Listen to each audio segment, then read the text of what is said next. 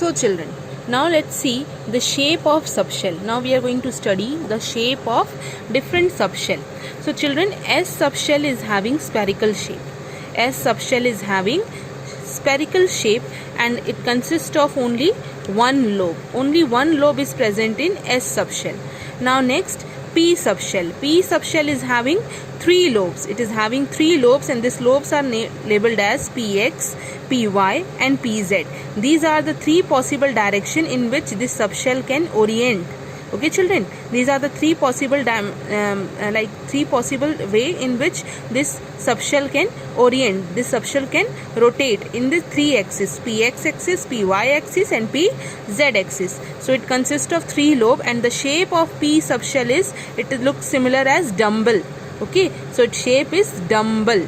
Okay, now next is our D subshell.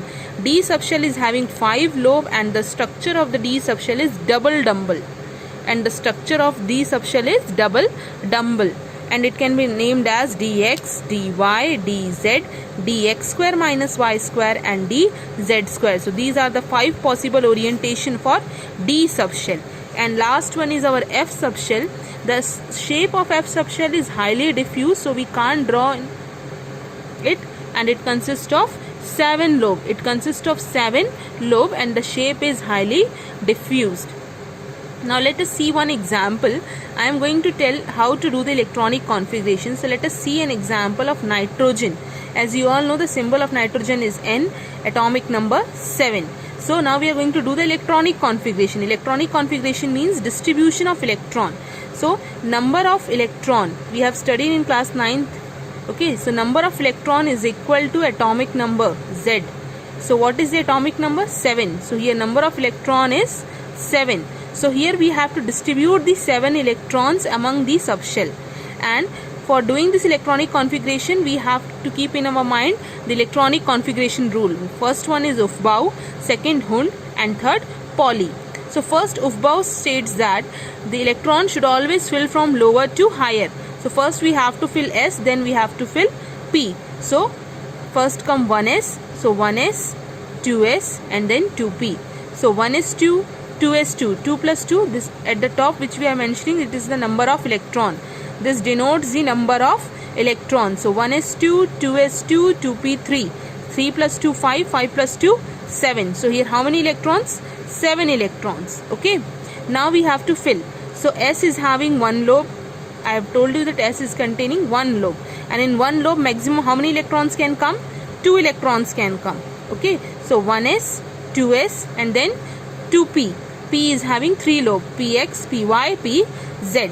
So we have to fill the electrons. So first S should be completely filled. 1s, the first electron is in parallel direction and the second one is in anti-parallel direction. Okay, first should be at parallel direction, another one should be at anti-parallel direction. This way only we have to fill. So 1s, then 2s. So 2 plus 2, 4. Remaining is 3. The next one goes to Px, then Py and last Pz. So this is follow the Hund's maximum multiplicity rule. This follow the Hund's maximum multiplicity rule. How?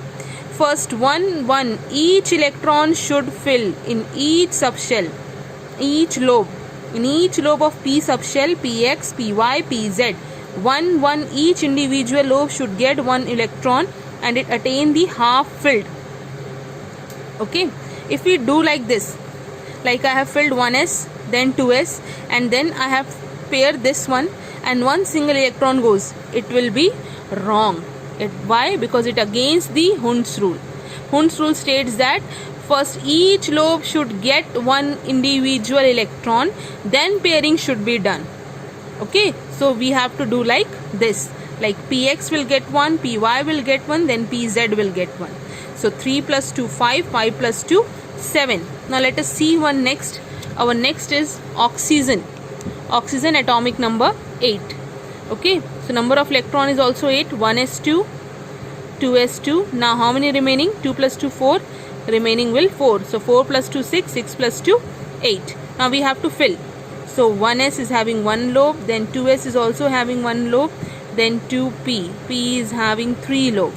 Now 1s, first one is parallel, another one anti-parallel, then parallel, then anti-parallel. Now 2p4.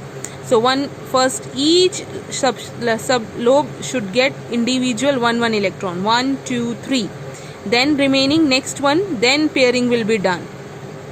So it 1s2, 2s2, 2p4. Now let us see sodium, Na, atomic number 11. Okay. Now 1s2, 2s2, then 2p, p. 3 lobe, each lobe should get 2 electron each. In each lobe, maximum number of 2 electrons can accommodate.